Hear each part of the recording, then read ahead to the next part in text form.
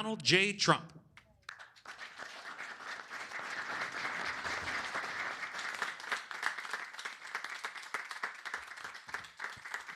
Thank you very much, everybody. It's a big day for a lot of reasons, and it's an honor to have you in this very nice venue across the street from the White House. And thank you all for being here as we take a major step to ensure the United States is fully prepared to welcome the world to Los Angeles for the 2028 Summer Olympic Games. Very exciting day in my life when we got nominated and we ultimately got it. And I didn't think I'd be here for the games in this capacity, but it worked out that way. So I'm very happy about that. I had no idea that was going to happen. When we got it, I said, it's too bad I won't be president then, but sort of we took a very circuitous route, didn't we? In my first term, we were instrumental in helping the city of Los Angeles win the bid to bring the Olympic torch back to American soil, and today I will sign an executive order establishing the White House Task Force on the 2028 Summer Olympics, mobilizing the entire federal government to ensure the Games are safe, seamless, and historically successful. It's going to be amazing. I think it's going to be amazing. America is a nation of champions, and in July 2028, we'll show the world what America does best, and that's win. We're winning like we have never won before. You see that all the time. A year ago, we were not a country that was doing well, and now we're the hottest country anywhere in the world. I want to recognize several members of the task force, including our great Vice President, J.D. Vance. J.D., thank you very much. Thank you. Our equally great Attorney General, Pam Bondi. Pam, thank you very much, Pam. Secretary of Homeland Security, Christy Kerr. Christy Kerr. Do you know who Christy Kerr is? She's a friend of my, great golfer. Christy, no, she's a better golfer than you. That's the only thing, but you're better at a lot of other things. But I want to thank you for being here, for doing an unbelievable job, really an unbelievable job. FCC Chairman, Brendan Carr. Brendan, thank you. Thank you, Brendan. Doing a great job. White House Chief of Staff, Susie Wiles, most powerful woman anywhere in the world. She's rated the most powerful woman in the world, and I agree with that. And Deputy Chiefs of Staff, Stephen Miller. Stephen, thank you. What happened to Stephen? We never want to miss Stephen. He's an MVP candidate. Dan Scavino, another MVP. James Blair, Taylor Budovich, and Nick Luna. Thank you all. Great group of people.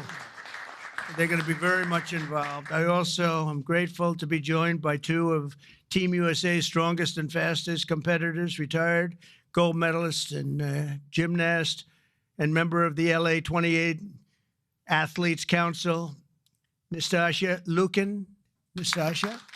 How are you, Nastasha? Good. I don't know you, but I've watched you. You're very talented. I would not want to do what you do. This is much easier, believe me.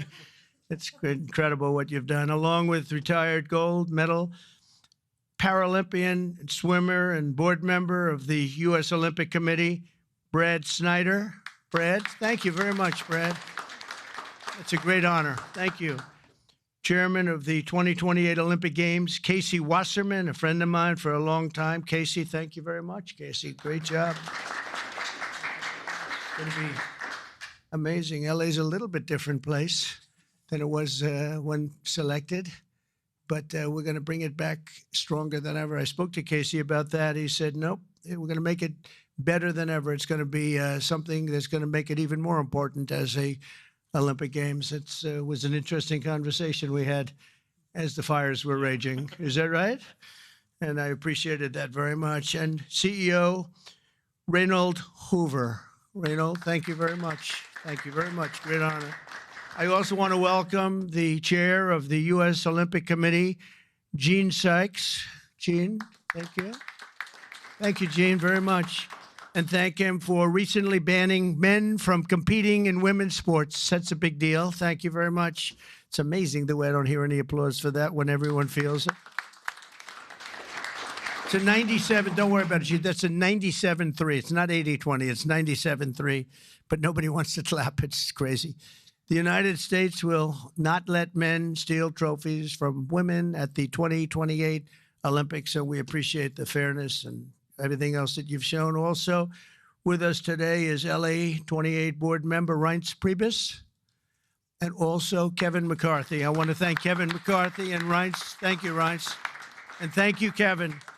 And the LA Olympics is shaping up to be a wonderful moment for America. It's going to be incredible. It's so exciting. And with today's action, I'm directing the Department of State, the Department of Justice, the Department of Homeland Security, the FBI, the Secret Service, the Department of Transportation, and many other departments and agencies to use every tool at their disposal to ensure a fantastic, safe, and beautiful event. In 2028, the Olympics is bringing back our national pastime, baseball. Wow, that's great. With teams playing under the lights at the legendary Dodger Stadium, and it is legendary. It's beautiful, one of the most beautiful. Squash players will go head-to-head inside the world-famous Universal Studios. Triathletes will sprint beneath the sun shining down on Venice Beach. This will be one of the great venues. I mean, when you think of it, right? It's going to be so incredible. Soccer teams will face off at the legendary Rose Bowl.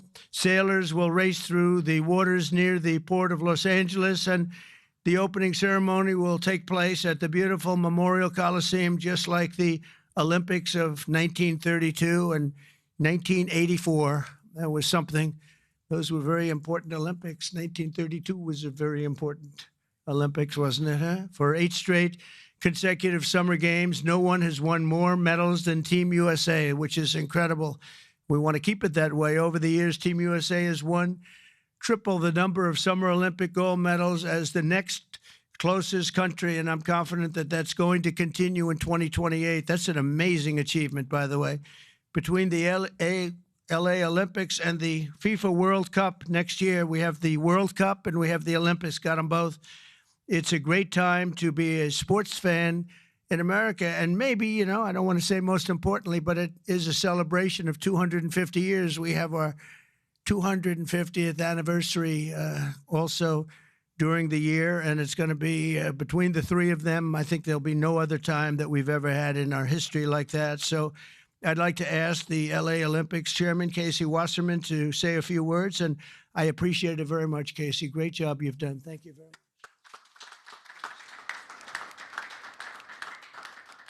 Thank you, Mr. President. Your support and the entire administration's support through this whole process has been truly extraordinary. In just 1,074 days, yes, we're counting, sir, the eyes of the world will be on this country as we open the 2028 Olympics. And it feels just like yesterday, and you were just president-elect in December of 2016, that you leaned into this process back then. And you've been supportive and helpful every step of the way, and we wouldn't be here without you. So we greatly appreciate all your support. Thank you. Our games plan is near final. We've announced a competition schedule. Some of the greatest brands in America have stepped up to support these Olympic Games as commercial partners. And now with the creation of this task force, we've unlocked the opportunity to level up our planning and deliver the largest and, yes, greatest games for our nation ever. We expect more than 150 heads of state will come to the Games. We'll host approximately 11,000 Olympic and 4,500 Paralympic athletes. They'll participate in 800 competitions at 49 competition venues.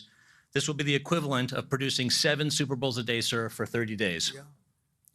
But we are now focused more than ever on delivery, and we can't do this alone.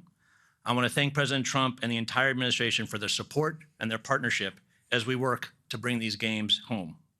These will be truly America's games.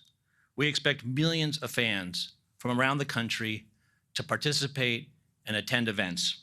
And for the first time in history, we are going to take the Olympic torch relay to all 50 states. The most states it's ever gone to is 38, but in 2028, we will touch all 50 states. And sir, if you'd like to run on Park Avenue again to revisit history, you're more than welcome.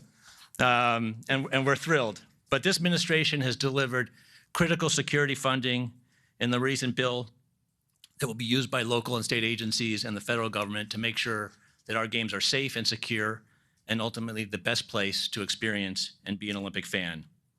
We remain incredibly confident in our ability to deliver the greatest games ever, and that starts with the support of this administration every step of the way. Thank you, sir. Thank you.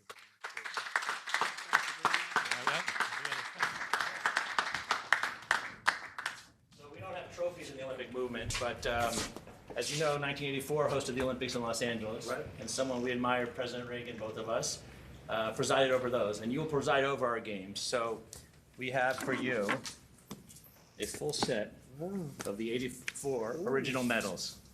Wow.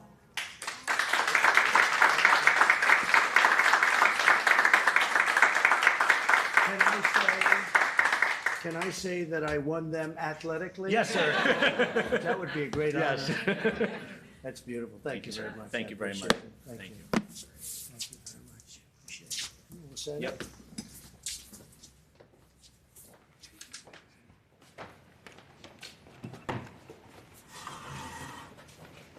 Okay, come on around, everybody. This is a big one here.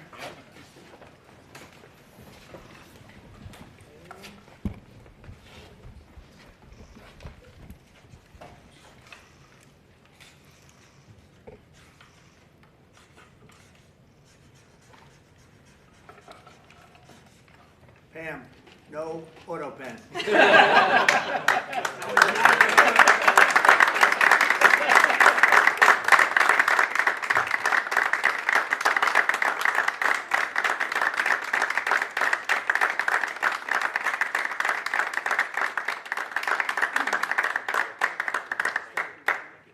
Fantastic. Thank you very much. Mr. President, Mr. President, Mr. President,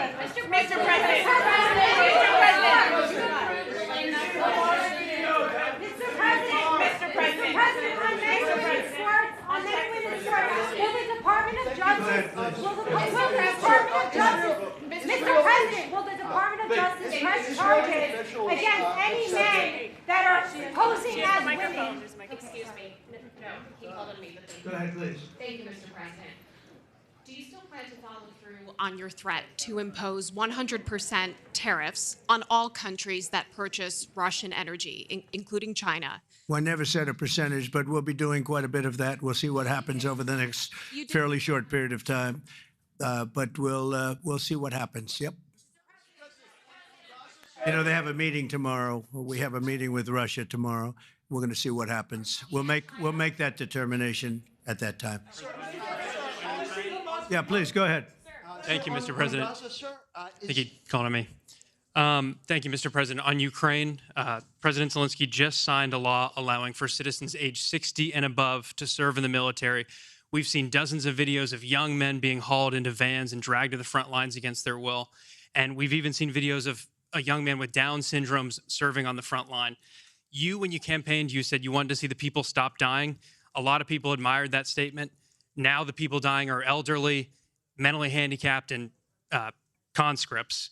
So even if a ceasefire doesn't work out, why should Americans continue to fund a foreign military that's scraping the bottom of the barrel of its population like this? Well, you have to understand very importantly, this is Biden's war. This is not my war. I'm here to get us out of it. It's a mess, and I'm here to get us out. I haven't heard that when you say about 60-year-old men and, et cetera. But this is Biden's war, and we're working very hard to get us out. I stopped 5 wars in the last 5 months, actually, and I'd like this to be the 6th, frankly, and that doesn't even include Iran with, obliterating their nuclear haul, because they would have had nuclear weapons within 2 months.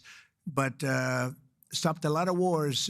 You just take a look at the ones just over the last 2 or 3 months. It's been amazing. This is the one I'm trying to stop. This is the one we're working hardest on. The other ones I stopped within a matter of days, almost every one of them, including India and Pakistan. And I could go over the whole list, but you know the list as well as I do.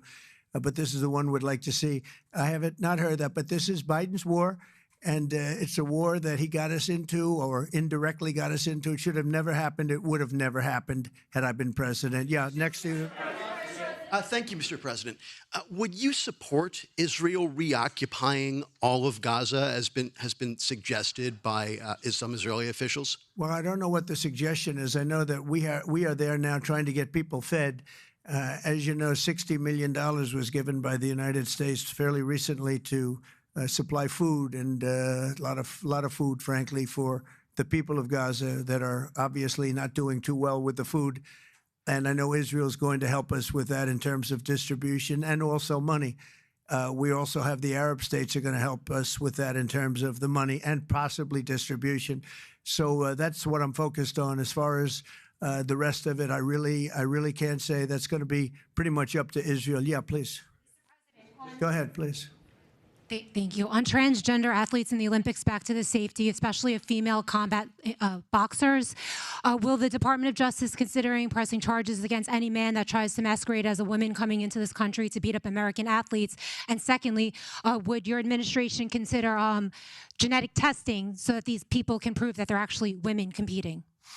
Well, I think there is going to be a very strong form of testing. As far as charges, I'd have to ask the Attorney General about that. I don't know. But there will be a very, very strong form of testing. And if the test doesn't come out appropriately, they won't be in the Olympics. Yes, ma'am, please. Go ahead, please. White. Thank you. Mr. President, do you believe that the U.S. committee would have made this decision on men and women's sports if you weren't president? And do you believe that this decision will stay in place once you are no longer president? I think they probably would have, because it just seems to be an issue that most people feel should be. I can't really say. I'd have to. You could have asked Chairman Wasserman, but I would say that there's a possibility. It could go either way if you really want to know the truth. I feel strongly about it. I ran a campaign, at least partially, on that. That was one of the many issues that I talked about: open borders, the economy, taxes, all of the things. But that was certainly one of the issues. So I really can't. I really don't know. Could have gone either way. Please. Have you decided on a replacement for the Fed governor? For Fed governor, I'll be making that decision before the end of the week, and we'll either decide on one for permanence or the 4-month period, the term. There's a term of about a number of months. We have a couple of candidates. I mean, everybody wants it, okay? It's not a couple, but we've narrowed it to a couple of candidates. And we've also, we're looking at the Fed chair, and that's down to 4 people right now. Very good. Well, I can tell you, because I've already said there's 2 Kevins and 2 other people, okay? Brian? Thank you, Mr. President. This has to do with the safety aspect of the Olympics. What can you do as a president to ensure that Southern California, the greater Los Angeles area, is safe from any fire danger, that the state clears away brush in state parks, the reason why this last fire happened in Pacific Palisades? What can you ensure for that? Well, as you know, Brian, we have, I've been fighting with them for a long time about allowing the water to come down from the Pacific Northwest, essentially. And we actually opened up that water pretty strongly. We got a lot of opposition from the governor. We opened it up anyway, and the water is coming down. That we want it opened further. They have a lot of water. They send it out into the Pacific Ocean in order to protect the smelt. It's a little tiny fish that's not doing very well, especially when they don't have water. They really do badly, okay? But it's a fish, environmentally protected, even though it's in many other areas. I think they just use that as an excuse to smelt. You'll check that out. But I think it's just an excuse. They've got to allow full water, and they're working with Lee Zeldin is really helping us a lot. But they've got to allow a full complement of water to come down from the Pacific Northwest. There is so much water.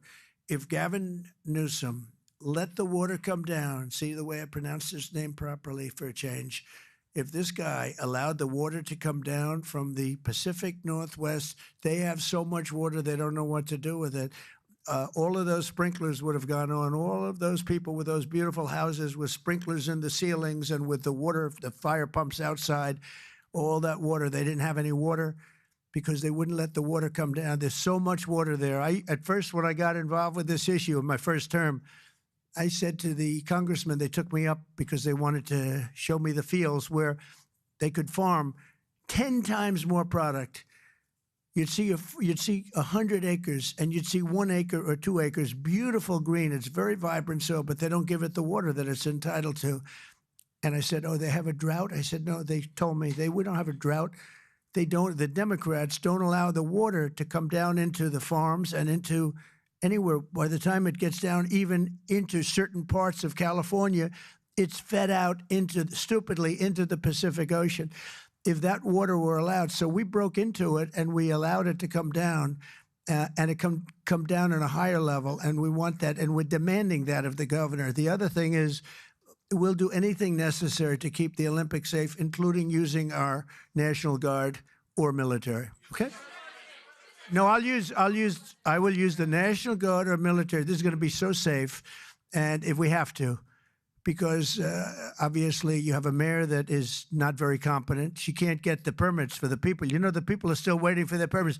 Lee Zeldin got them the federal permit, which is 10 times harder to get, and everybody can build on the federal basis, and that's the hard one.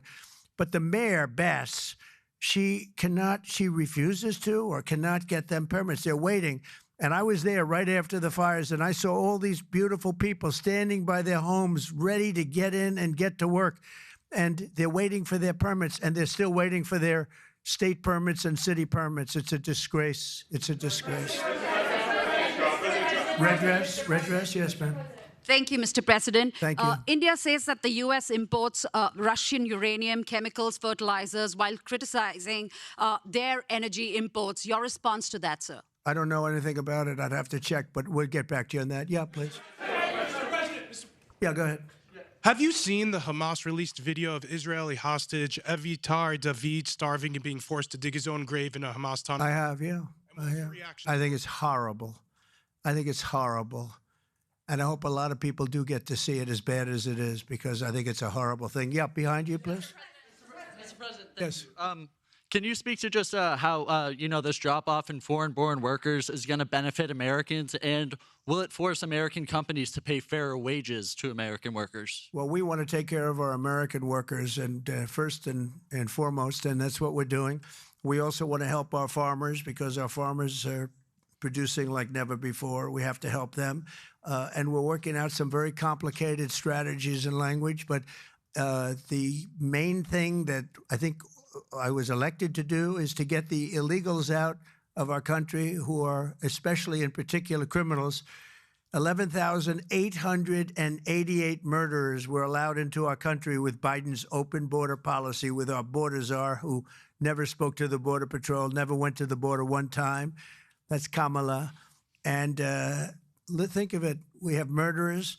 We have people coming in from all countries all over the world, from prisons in the Congo and Africa, from prisons all over South America, all over rough parts of Europe, all over Asia. They're pouring into our country. Not anymore. So we just announced we had our third consecutive month where we were rated 0 people. And these are, frankly, very liberal people that make up these charts. So I don't know what's wrong with them. They seem to not be doing their job for the Democrats. But I'm honored by the fact that they say it. We're very tough on the border. And people can come into our country, but they have to come in legally. So I think that we've done an amazing job, actually. But we have to get the criminals out of our country, murderers, drug dealers, gang members. They emptied prisons into our country. It's one of the reasons, I think, even beyond the economy, it's one of the reasons I got elected. It's really maybe the number one. I was between the economy and that. But, as I said before, our nation is doing really well, but we have to get these really bad people. They should have never been allowed in our country. Open border policy is for fools. We're the only country in the world with an open borders policy, but we don't have that anymore. We had 0 now for 3 months in a row. Peter? Thank you very much, President Trump. Nice to see you got off the roof all right. Yeah. You said this morning that you probably won't be running for a third term. This weekend, Secretary of State Rubio said that he thought J.D. Vance would be a great nominee. You could clear the entire Republican field right now. Do you agree that the heir apparent to MAGA is J.D. Vance? Well, I think most likely, in all fairness, he's the vice president. I think Marco is also somebody that maybe would get together with J.D. in some form. I also think we have incredible people, some of the people on the stage right here. So it's too early, obviously, to talk about it, but certainly he's doing a great job, and he would be probably favored at this point. And on Texas, if Texas redrawing their congressional map would get you 5 safe red seats, means that California, New York, Illinois, and Maryland are all going to redraw their maps to add safe. Well, they'll do it anyway. Is it worth it? Yeah, they'll do it anyway. Why? If we stop over there, they would have done it anyway. Look, a lot of these states, I watched this morning as Democrats are complaining, and they're complaining from states where they've done it, like in Illinois, like in Massachusetts. I watched this lunatic, Pocahontas. She's a total lunatic. I don't know what she's on. She's all jumping up and down like I've never seen anything like it, talking about supporting the communist mayor. And he's not a socialist. He's a communist, okay? This is not a socialist man. This is a communist. If you look at any of his policies and go back 6 months, you don't even have to go back further than that. So they want to put a communist in New York. Now, the good news is we have a lot of power over that because we're the ones with the money. We send the money. We don't send the money. It's up to the White House, a lot of power in the White House. But when I watched her jumping up and down, talking about that and supporting the communists, but if you look at what's going on with the redistricting or whatever you want to call it, the Democrats have done it long before we started. They've done it all over the place. They did it in New York. They did it in a lot of different states. But in Massachusetts, so somebody used this as an example today. I was interviewed this morning, and they said, it's pretty unfair. Trump got 40%.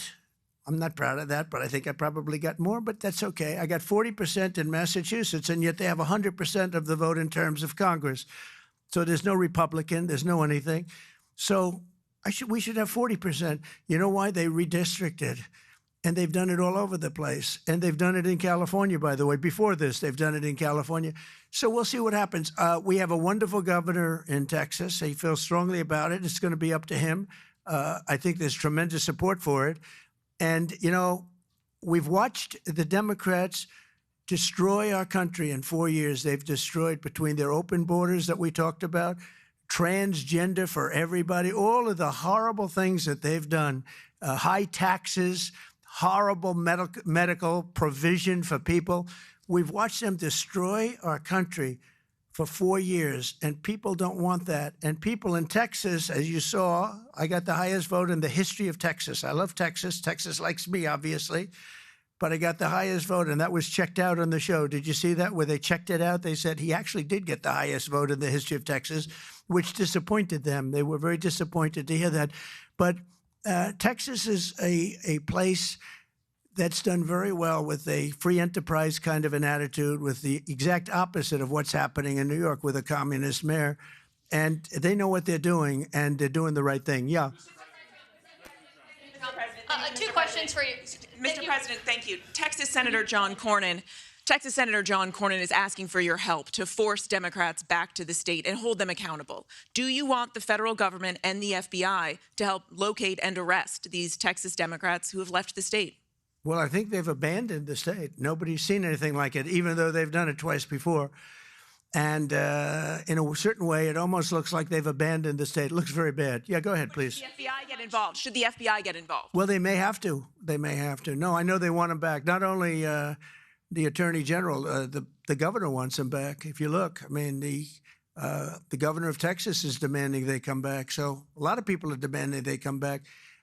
You can't just sit it out. You have to go back. You have to fight it out. That's what elections are all about. Yeah, please. Thank you so much, President Trump. Two questions for you. One, were you aware of and did you personally approve the prison transfer for Ghislaine Maxwell that your Justice Department I didn't know about it at all. No, I read about it just like you did. And do you believe that she is It's not a very uncommon thing. Do you believe that she's credible to be listening to? Your Deputy Attorney General sat down with her recently. Well, let me tell you, he's a very talented man. His name is Todd Blanche. He's a very legitimate person, very high, just a very highly thought of person, respected by everybody. And I didn't talk to him about it, but I will tell you that whatever he asked would be totally appropriate, and it's not an uncommon thing to do that.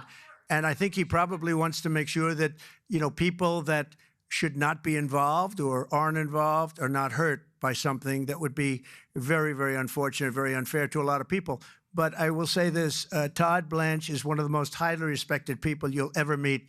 So I know this. I didn't discuss it with him, but anything he talked about with her or the fact that he did that, not unusual, number one, and most importantly is something that would be totally above board.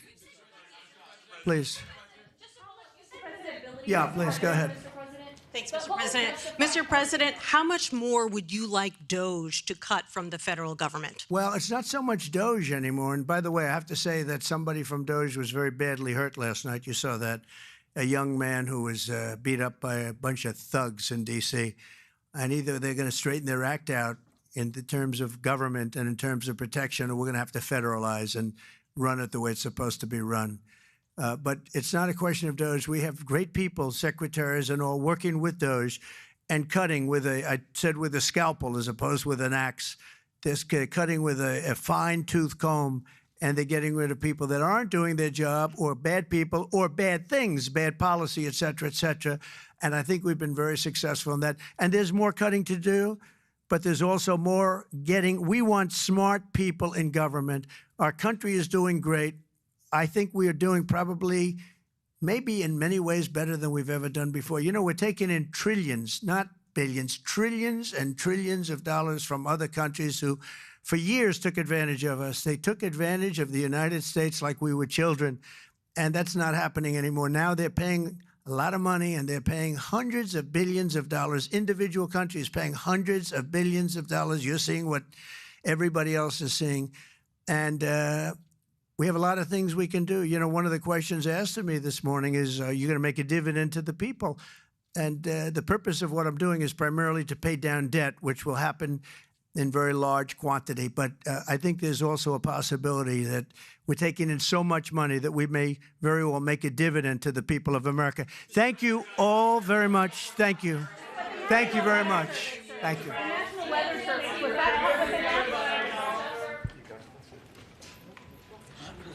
Thank you, Mr. President.